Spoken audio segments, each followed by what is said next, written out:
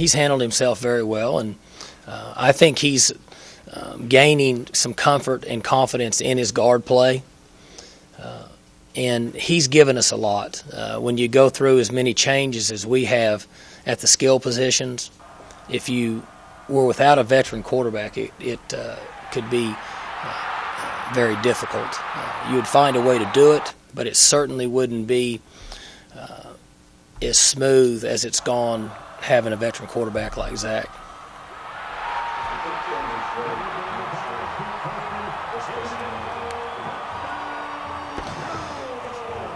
Well, Dave, and this is really, being honest, we're not good enough to look to put past anybody.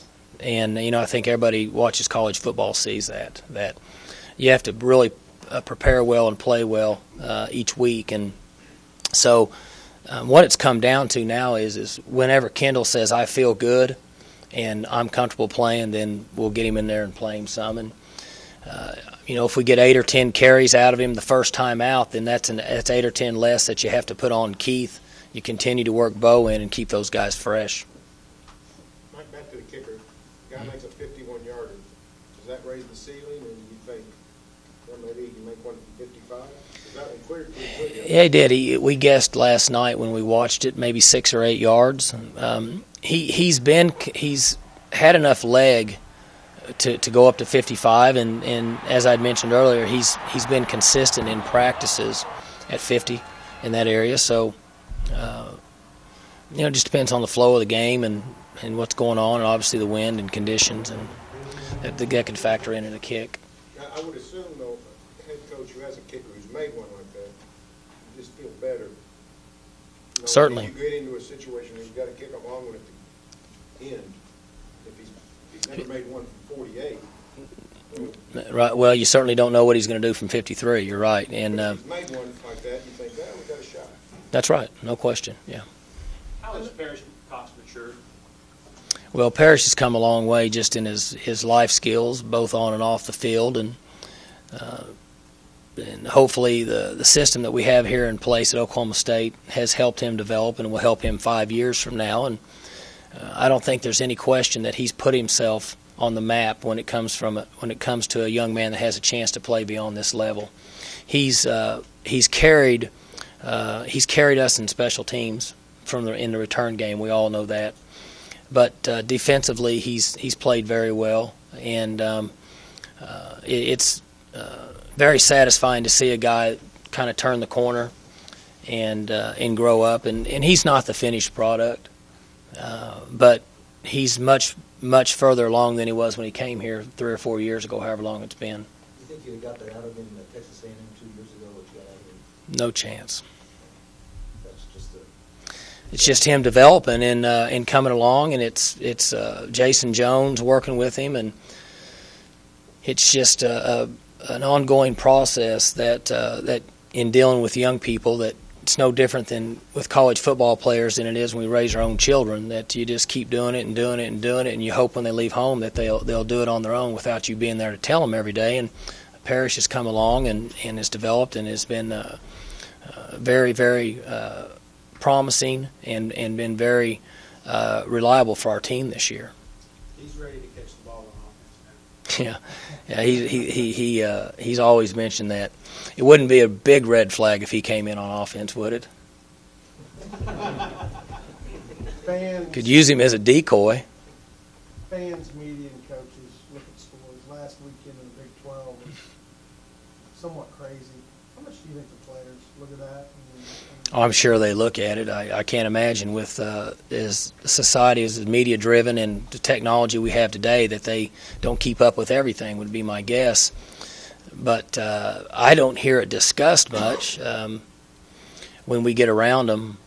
So I guess they take it all in stride. I'm sure that they are sitting around with their buddies or their girlfriend and the scores past the bottom, and they're probably like all of us are like, wow. And then they just kind of go on to whatever else they're doing that day, or that night, I should say. A couple of years ago, it was typical for you guys to have maybe 3 or 4 penalties. Mm-hmm.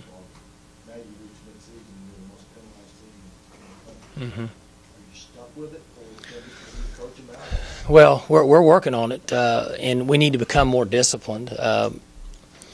We've discussed it. We've talked about it. We've had a few penalties that involve younger players that are not as experienced, and they're learning and developing and have to learn the flow of the game. It's certainly not something we accept, and we want to get better at it. Giving them a free 50 or 60 yards a game compared to what we have is obviously a disadvantage. I haven't killed him yet. I mean, the damage has been relatively minimal. Considering your 5 Yeah.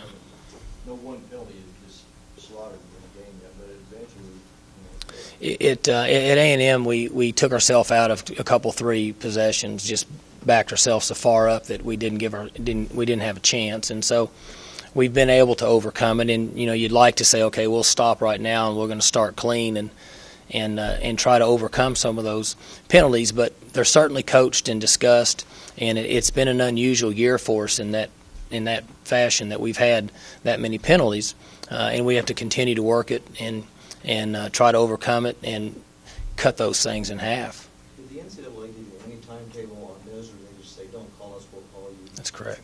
That's not the way they're up. Believe it or not, for the first time this morning, I bypassed one of our compliance personnel in the hall, and I mentioned it to him, and he said exactly what you said. I said, are they going to let us know, or say yes or no, or we'll let you know in 2 weeks, or we'll let you know in 2 days? And he said no. So I said, okay. do you think we could be sitting here a week from today and you still not have any more ideas? Bill, I wish I could give you guys an answer. I don't have an answer. And, it's the same thing we talked about last week, is that they have a formula and a way to handle issues.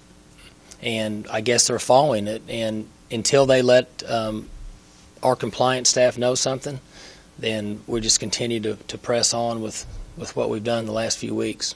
How is Dez handling this so far? Well, I would hate to speak for him, but I would say that he's not doing very good. You take any of us in here, and the one thing that you really love to do, and you take it away, and you can't do it, then you're not going to feel very good. And I think that's what's happened to him. And the penalty has certainly achieved. I mean, it's worked. By him not being able to play in the last 3 games, it's extremely difficult for him to handle that. And he understands he made a mistake and wishes he didn't now, but he certainly is looking forward to having the opportunity to play again. Coach, in the third quarter, all 4 possessions started around midfield. Only going to get 6 points out of it. Are you concerned with your offense's inability really to put the game away there in that third quarter? No question. A lot of your players talked about winning the Big 12 title and how that's really been their focus. Do you have to reinforce with them all the belief that they can do it regardless of who does or doesn't come back to contribute, that this group can do it themselves? I think you just talk about each week. You practice a day at a time, and you get better, and then you play one play at a time and one game at a time. And as I mentioned earlier, we're continuing to play well as a team and getting a little better each day, but we're not in a position to look past anybody. We have to practice well every day. Obviously, you would like to have had Dez for 3 games, but without him, you've won 3. You've had 2 or 3 receivers who have never played like this before. Anion and Fuchs have, and Dez has maybe learned a little bit about life outside of football. In a way, has there been a blessing side to this whole thing? Well, I would just say that if we're fortunate enough to get Dez back, then we have a number of receivers that have had gained some experience. And it should allow us to be more balanced and versatile in our passing game, would be the football side of it. I think the Dez Bryant side of it, and again, I hate to speak for him, is that I think there's no question that he's learned his lesson.